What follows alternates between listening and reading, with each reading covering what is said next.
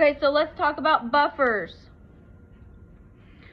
Where have you heard of a buffer in real life? Not chemistry related. Anybody? A nail buffer. A nail buffer. Yes, a nail buffer is a good thing. What does a nail buffer do? It takes away the top. Yeah, just a little bit. Does it take off your whole nail? No. So it changes your nail just a little bit. Same thing if you use like a buff, like one of the things on a car for like car wax. Yeah, so like you can buff out like a minor scratch. That's sort of like what this is. So think about that, but now let's relate it to the body. Okay, so a buffer solution is going to maintain a constant pH. So that means you can add a little bit of acid or a little bit of base, and it's going to take it up, and you're not going to notice a change. Generally, when you're making a buffer, this isn't on the test, but a buffer is it's gonna be a weak acid, weak base combination. And what these things do is they work together. So the weak acid is going to take up some excess base. The weak base is going to take up excess acid, so the pH of your body doesn't change. So it's gonna take up the extra, because remember, if it's bound to something, it doesn't count towards pH.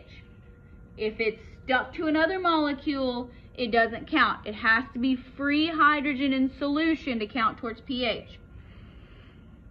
So let's skip down here for a second. The body has a pH 7.35 to 7.45. So where does that fall on like the pH scale? So yeah, so it's very slightly basic, slightly alkaline. Now, blood is a connective tissue. It goes everywhere. That's its job, to be part of the circulatory system. So it's going to be in close contact with every body cell. So if you get a pH that's too low, it can jeopardize all the cells.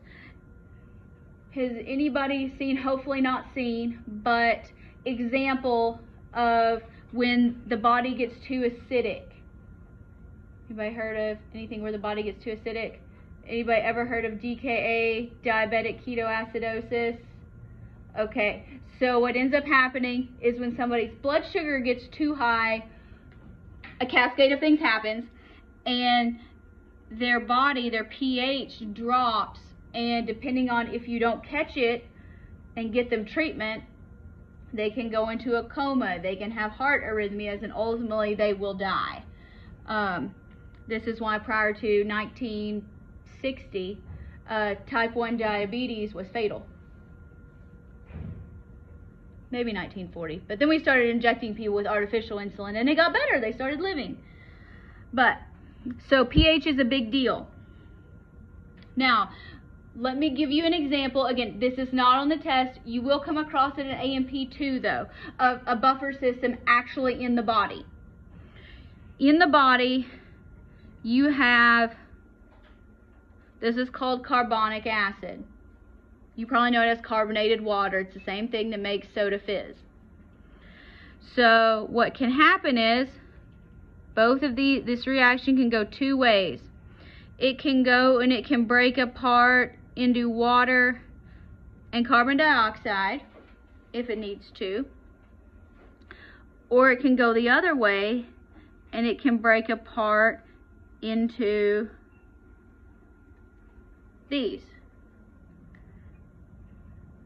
So if you're looking at this, what probably jumps out is, hey, this is an acid, right? So since it has the double arrows, it's reversible. So if you take something away from one side, it's going to try to compensate. So for example, if in your body you take away some hydrogen, so your body gets to be a little bit alkaline, it gets to be a little bit too basic. Well, this is going to break apart and say, here's a little bit more hydrogen ions, pH gets balanced. If on the other hand, if you have a little too much hydrogen, it's going to go this way and say, okay, look, now it's stuck in something. Is this free hydrogen? No, it's actually going to go on over here and you're going to breathe it out. That's not on the test. You'll cover that in respiratory and you'll cover that in kidney, in A&P too. But that's how it works. That's why it's important. That's why it matters to you. So if you add something to one side, it's going to balance. It's all about balance. That's what physiology is all about. The body maintaining balance. So that's how buffers work in the body.